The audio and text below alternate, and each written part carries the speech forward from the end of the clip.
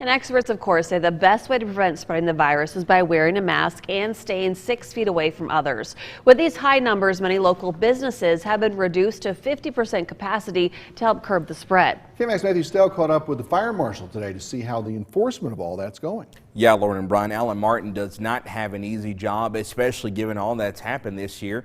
He says the law is the law, but if we all work together, we can get out of this much sooner than we think. Governor Greg Abbott cut a deal with counties. Keep your hospitalizations low, and businesses will be allowed to operate at 75% capacity. Well, unfortunately, here on the South Plains, we couldn't hold our end of the bargain, so that number is back down to 50. Anybody that's told or informed that you have to cut your business by so much, I would expect a panic, and I would expect trouble. Lubbock Fire Marshal Alan Martin is responsible for enforcing those rules.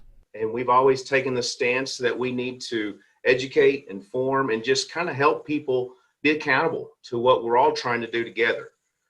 These are not things that we have invented or written ourselves. He says from late March to early June, his office got over 3,000 complaints about businesses not following those guidelines. We have a lot of experience going by and knowing what busy looks like. You know, when you go in and you give a restaurant 300 or more, well, then they can look. Their parking lot might look busy at 150 cars. But now his team only gets about 10 complaints a week, mainly because, according to Martin, most places are starting to do their part, even though some things can be still a little unclear and also unfair to others. Well, we thought we were doing the right thing, and did that change? And I thought that applied to this. And well, what about this? And so there's a lot of confusion out there in general. And in many cases, some of these buildings can naturally hold 2,000 people. You know, you have a building like H-E-B or Lowe's or Home Depot. These are enormous buildings.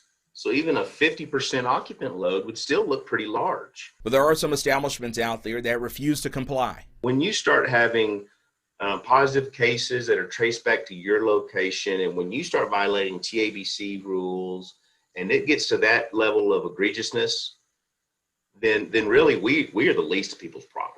And so to keep it from going that far, you just might see Martin's team out around town doing some random inspections on Thursday and Saturday nights, all for safety's sake. I think we need to listen to this medical community and this scientific community that tells us, put on the masks, social distance.